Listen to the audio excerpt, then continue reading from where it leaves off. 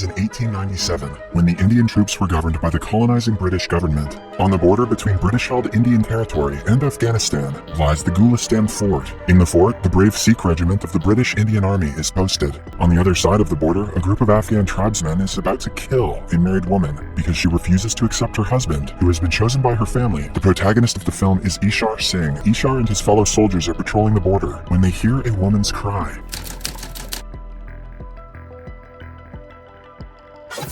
Ishar wants to intervene, but a higher British officer, Lawrence, orders him to stay put. The woman is seconds away from being beheaded when her supposed husband is shot and killed. Ishar has defied direct orders from his superior to save her. The Afghan woman is asked to run away, and anyone who tries to stop her is killed. Eventually, the men manage to catch Ishar and try to take off his turban to insult him. His fellow Sikhs follow his lead and attack the enemies. The Afghans are defeated, and Saidullah is chased away. But Lieutenant Lawrence is enraged by the audacity of the Indian troops. He writes a strong report informing his commanding officer of Ishar's disobedience.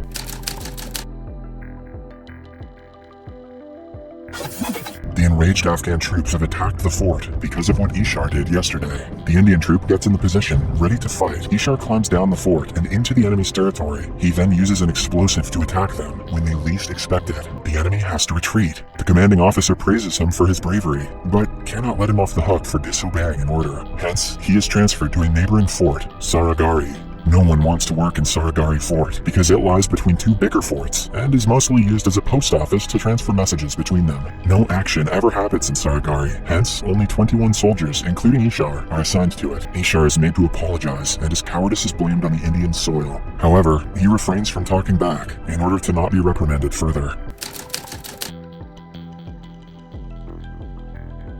The next day, Ishar sets off for the new fort. On the way, the Afghan woman he saved approaches him. Ishar figures out that she is thanking him for saving her life. He accepts a sweet dessert from her before continuing the journey. Upon reaching the fort, he is welcomed by Corporal Lal and his assistant, Gurmukh Singh. Ishar is shocked at how young Gurmukh is, as he is only 19 years old and knows more English than anyone else in the fort. He finds the rest of the troops watching two roosters fight. No one is in their uniforms or is following the rules a soldier must abide by. On seeing Ishar, they stand in a line. He berates the troop for being a shame to the entire Sikh community. As punishment, they are asked to wrestle each other, while the roosters watch them, and are not allowed to stop until the animals say so. One of the soldiers inquires how a rooster will speak, and is made to run around the fort for asking a stupid question. Ishar then keeps Lal to oversee the punishment. The soldiers wrestle for the rest of the day. Hours later, Ishar finds them joking around and singing. When asked why they stopped, Lal claims that the roosters asked them to. They were making a noise that sounded like cook. Hence, the troop thought they were British roosters who wanted to be cooked, and did what the animals said. Ishar holds his laugh and punishes Lal for not doing his duty properly. He is asked to starve for the next week. His fellow soldiers take a stand and claim that they will also be punished alongside Lal, since he is their comrade. Ishar allows it and continues torturing the group for the next 2 days. During this time, we find out that all 20 of the soldiers have family back home, who they're hoping to see soon. After 2 whole days of not eating anything, the soldiers start to complain. Ishar feels bad for them and allows them to end the punishment early. However, a soldier named Chanda retaliates, saying that they do not need pity from Ishar. He doesn't like Ishar and thinks he is a servant to the British. The cook named Dad reveals that Ishar also hasn't eaten for the past 2 days, and they ask Ishar why he punished himself for their mistake. He replies that he wouldn't dare to eat when his comrades are starving. He manages to win their hearts with the comment, and they feast together.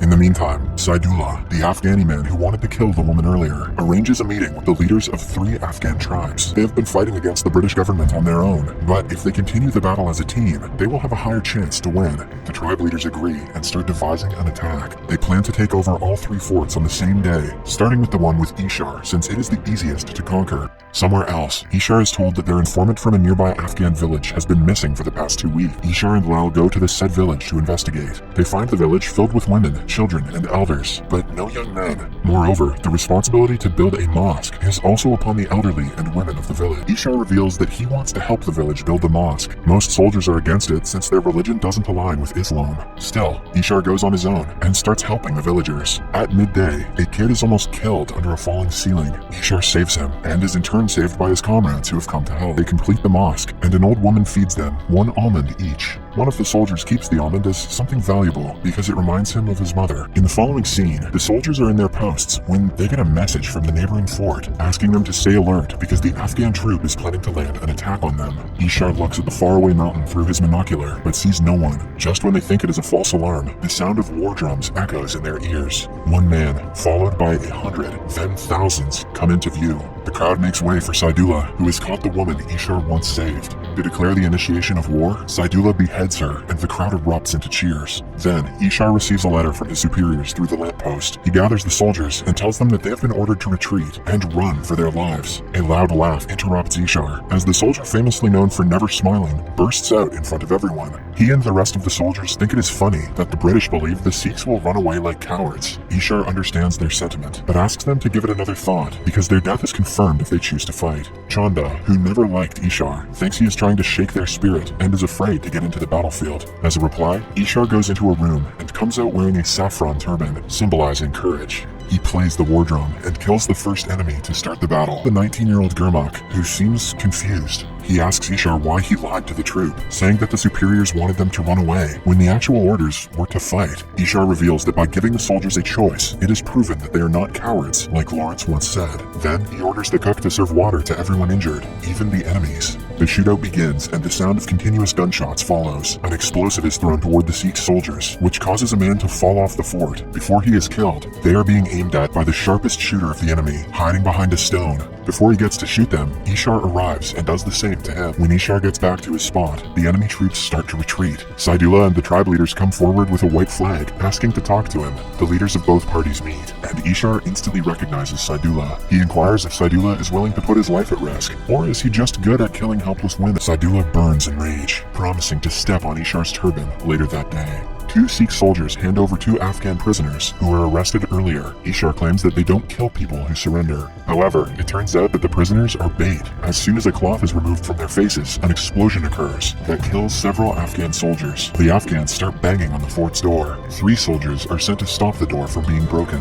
Meanwhile, Ishar focuses on the sharpshooter who killed the soldier. He straps his monocle to the rifle to get a better aim and shoots the man dead with a single shot. Downstairs, the soldiers wait until the troops run out of bullets and land their attack. They manage to kill many, but more enemies keep on coming. Suddenly, a soldier named Bola is shot. During the last minute of his life, he says that he is happy because death makes everyone equal, and he is no longer inferior to the upper castle. Bola dies in the end.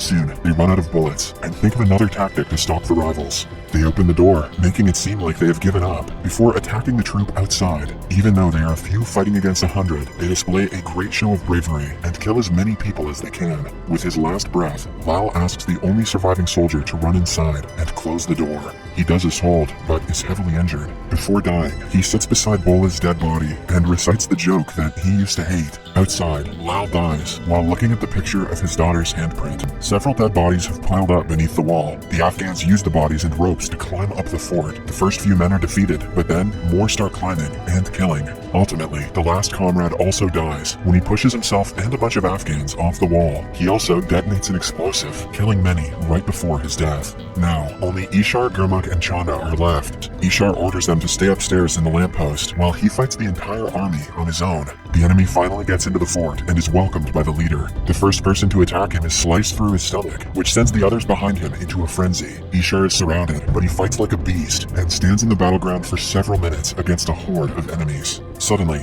he stops when he sees the man he is about to kill is a young boy. Someone shoots him in the shoulder, which weakens him, but not his spirit. Chanda also joins him in the fight and is killed with several knives in his body. When Ishar has no weapons, he fights with stones, but is ultimately subsided. The boy who he didn't kill earlier is the one who stabs him last. Saidullah arrives inside the fort and kills the poor cook, even though he is feeding water to the Afghan troops. Then he tries to take off Ishar's turban.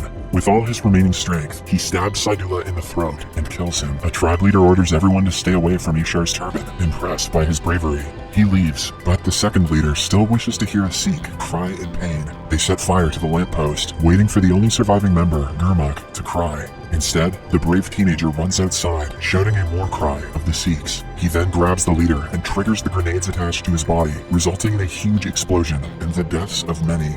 The surviving Afghans loot the fort and set it on fire. After that, the British Parliament honors the martyrs with the British Order of Merit, the highest award an Indian soldier could receive. 2 gurdwaras are built in the memory of the brave soldiers, which are still visited by many tourists every year.